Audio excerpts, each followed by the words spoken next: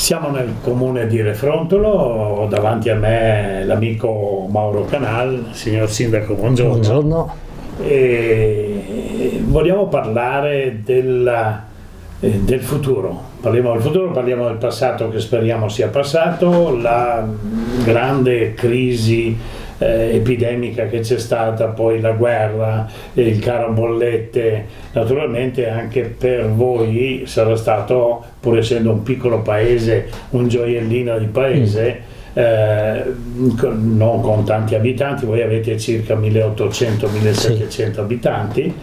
Ci saranno state delle criticità che lei ha dovuto affrontare nel dopo pandemia, diciamo. Allora, per la ripresa noi abbiamo pensato di capire quali intenzioni ci sono per il futuro per un comune anche così piccolo, per la cultura, il teatro, la musica, che sono propedeutici a far ripartire in maniera diciamo gioiosa anche dopo la sofferenza che c'è stata, insomma.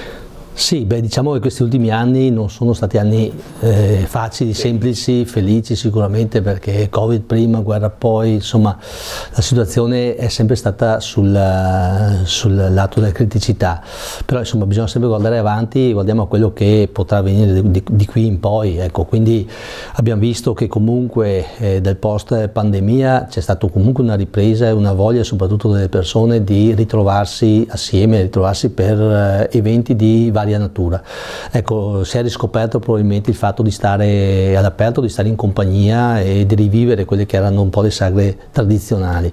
Ecco, noi qui viviamo e sono le nostre radici, viviamo di tradizioni, e quindi mi auguro che queste possano riprendere come e anche meglio di prima, perché se è vero da un lato che comunque ci sono state delle defezioni da un punto di vista anche di volontari che operano poi nelle varie associazioni, è anche vero che chi è rimasto con una forza diversa, con una volontà diversa, perché ha superato un momento difficile e quindi la voglia di ripartire è tanta. Quello che ci auguriamo è che a far parte di queste associazioni siano sempre più i giovani che faranno poi che rimpiazzeranno insomma quelli che hanno portato avanti l'attività finora, sia per continuare appunto quelle che sono le tradizioni, ma anche per innovare e portare qualcosa di nuovo e di fresco all'interno di questa comunità, che siamo piccoli, non siamo in tanti abitanti, però tutto sommato abbiamo una discreta vivacità, per cui insomma mi auguro che continui come ha ripreso finora.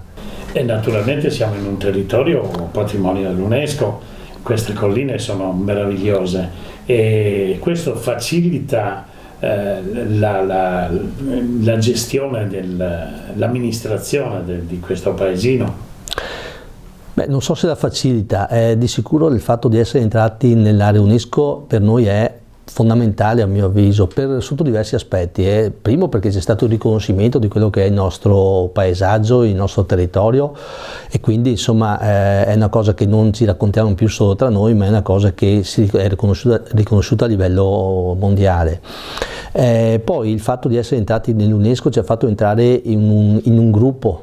Ecco, ci ha fatto sentire ancora più uniti come comuni. Perché? Perché vedo che sempre più si opera a livello sovracomunale. Anche prima c'erano stati dei tentativi, alcuni riusciti, alcuni meno, però adesso il cappello UNESCO fa da unificatore per diversi interventi, e non solo per interventi legati all'aspetto puramente turistico o ambientalistico, ma anche legati all'aspetto trasporti, comunicazioni, viabilità. Ecco, per cui diciamo che questo cappello ci ha fatto sicuramente bene. Poi se guardiamo l'aspetto legato puramente al turismo, ci siamo già accorti che le presenze sono aumentate, perché vediamo, e non in un periodo specifico dell'anno. È chiaro che il periodo caldo è il periodo di maggior affluenza, però vediamo anche nelle stagioni autunnali, invernali, che insomma di movimento ce n'è più di prima, e quindi noi bisogna anche essere un po' onesti, siamo un po' indietro sotto qualche aspetto, perché per esempio io parlo per il mio comune, abbiamo una scarsa potenzialità legata ai posti letto, e stiamo cercando di recuperare. Quindi ci sono strutture che stanno partendo, si sta mettendo in moto insomma per dare questa disponibilità, e ce n'è davvero bisogno, bisogno, perché ripeto, già ce ne siamo accorti, ma le prospettive sono che il turismo vada ad aumentare ulteriormente, per cui l'UNESCO ha anche un altro aspetto positivo, in senso che ci responsabilizza sulla cura del nostro territorio, cura che non vuol dire bloccare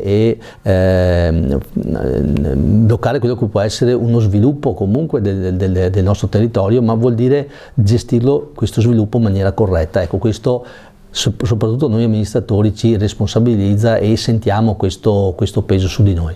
Lei mi ha anticipato su una domanda, lo sviluppo del territorio, ma quando si parla di territorio patrimonio dell'UNESCO si pensa forse al Prosecco, però ho visto che lei invece ha pensato ad altro, a quelle che sono veramente le caratteristiche del territorio, il paesaggio, la storia, e ha collegato il turismo a quello che è la bellezza del territorio, non solo al Prosecco. Sì, il Prosecco è uno degli aspetti, perché comunque l'aspetto, diciamo, dell'immagine del territorio è legato alla coltivazione del Prosecco, e questo è scontato. Non è sicuramente l'unico aspetto, è uno importante ma non è l'unico.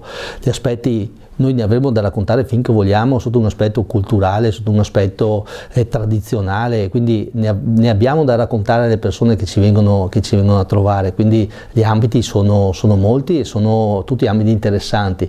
Parliamo invece e questo può essere anche l'ultima domanda, di sviluppo edilizio. Abbiamo pensato a uno sviluppo edilizio o una ristrutturazione di quelle che sono le peculiarità già esistenti? Allora, noi abbiamo una situazione un po' particolare nel nostro comune, abbiamo sicuramente strutture da risistemare, da riadattare, e non sono tantissime perché abbiamo una scarsità dal punto di vista di numero di abitazioni. Ce ne sono poche e c'è una forte ricerca sul mercato di residenze. Quindi noi faremo sicuramente un'operazione che favorirà il recupero dell'esistente, e questo va fatto in prima battuta, però ci auguriamo che parta anche un qualcosa di nuovo, perché abbiamo bisogno, e questo tocca non solo l'ambito turistico ma tocca anche l'ambito residenziale, perché è una comunità nostra che è piccola ma deve continuare a mantenersi, deve continuare a svilupparsi e possibilmente aumentare di numero, ma per aumentare di numero abbiamo bisogno che le famiglie giovani rimangano in paese, e perché rimangono in paese è tutta una catena, no? Perché rimangono in paese dobbiamo dargli abitazioni a costi sostenibili, certo. Questo è il problema grosso, e noi non è che ne abbiamo tantissime ad oggi, perché quelle che ci sono, quando il mercato è fatto così, se c'è un'offerta bassa, chiaramente il prezzo aumenta, questo è la legge del mercato, vale per tutti. Quindi ecco, io mi auguro che, sempre nel rispetto del paesaggio, della natura, insomma di uno sviluppo, come si suol dire, sostenibile, però ci sia anche uno sviluppo urbanistico. Abbiamo un paio di utilizzazioni che io mi auguro partano a breve, sono utilizzazioni che purtroppo sono ferme da un ventennio, non da poco. Sembrerebbe insomma che adesso qualcosa si stia muovendo, io mi auguro veramente che possano partire, ma soprattutto questo per garantire, più che il turista, in questo caso l'abitante di Refrontolo, perché possa rimanere qui. Rimanere qui vuol dire mettere su famiglia, vuol dire far nascere i bambini, vuol dire alimentare la scuola elementare, che per noi è importante, perché io a volte mi immagino il nostro paese senza la scuola elementare, sarebbe un paese morto, perché la scuola elementare porta vivacità qui in centro, ci sono i bambini che vengono a scuola, le mamme che li accompagnano, vanno al bar, al panificio, alla macelleria, quindi ecco, fanno vivere il paese. Se non ci sono i bambini, le scuole sono destinate a chiudere, e questo rovinerebbe definitivamente la nostra comunità. Quindi ecco, è tutto un po' che si lega, no? L'urbanistica si lega anche molto all'aspetto dell'ambito sociale, quindi io mi auguro che ci sia questo percorso. Ma io penso che lei, signor Sindaco, con la sua amministrazione naturalmente sia sulla strada giusta, perché abbiamo parlato alla fine di scuola, di portare qui, di integrare i ragazzi, i bambini qui, non di mandarli a scuola in altri paesi, e questo è molto importante, sì. Fa veramente onore. No, ma sulla scuola noi abbiamo cercato nel tempo, ma non la mia amministrazione, anche le amministrazioni precedenti hanno cercato di costruire un percorso, perché hanno creato un asilo nido che non c'era, adesso c'è un asilo nido a pieno regime, perché obiettivamente vengono anche da comuni limitrofi per portare i bambini, ma ci auguriamo che domani possa essere riempito da bambini che nascono e poi vivono qui nel nostro paese, abbiamo l'asilo nido, tra l'altro la scuola dell'infanzia che è statale, una delle poche tra l'altro, e poi abbiamo la nostra scuola elementare, quindi abbiamo un ciclo, un percorso che è completo da questo punto di vista. Ovviamente non possiamo avere le scuole medie perché non le abbiamo mai avute e neanche abbiamo i numeri per sostenerle, però insomma già fare un ciclo di questo in questi termini è già una cosa molto positiva. Prima avevamo accennato fuori dall'intervista dell'impegno che avete avuto voi come paese, come comune, sulla viabilità che al di fuori ai confini del territorio. Naturalmente è differente che realizzare una viabilità all'interno del territorio. Sì, allora noi abbiamo lavorato e stiamo lavorando su una viabilità intercomunale. Quella principale che abbiamo noi è quella che porta praticamente da Pieve a Conegliano. Noi siamo giusto nel mezzo e lì abbiamo una situazione un po' particolare perché abbiamo una viabilità che da Pieve verso Vidor gode di una tangenziale di recente costruzione, quindi il traffico si sviluppa in maniera eccellente, direi. Poi abbiamo la parte sotto Conegliano, si inizia sulla Ponte Bana, poi si arriva a autostrada, insomma la scorribilità è adeguata, diciamo così, poi so che ci sono progetti in essere per migliorarla. Noi siamo presi nel mezzo dove la nostra viabilità purtroppo fa da tappo da collo di bottiglia, perché purtroppo la strada è stretta, è una viabilità pericolosa, è una viabilità che vede diverse uscite di fabbriche, per esempio. Ecco, noi stiamo lavorando proprio lì. Abbiamo fatto un primo tratto di pista ciclabile in via Crevada, nell'altezza di Magazzini Ferracin, per capirsi. Adesso abbiamo investito altri 750.000 euro per fare un altro tratto di pista ciclabile che porta fino alla strada che poi sale a Santa Maria, e abbiamo portato all'area urbana Conegliano Vittoriese una proposta progettuale per continuare una pista ciclopedonale da dove siamo arrivati noi fino a Parè, praticamente, che sarebbe un completamento dell'intera tratta.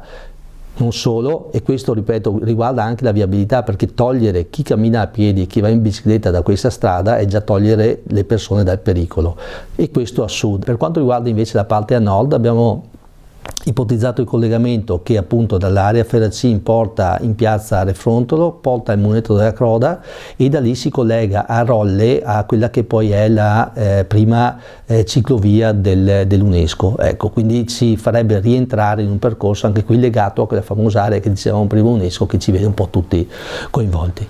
Da quello che mi ha raccontato fino adesso avete avuto un occhio di riguardo per la sostenibilità anche ecologica, cioè le piste ciclabili, eccetera.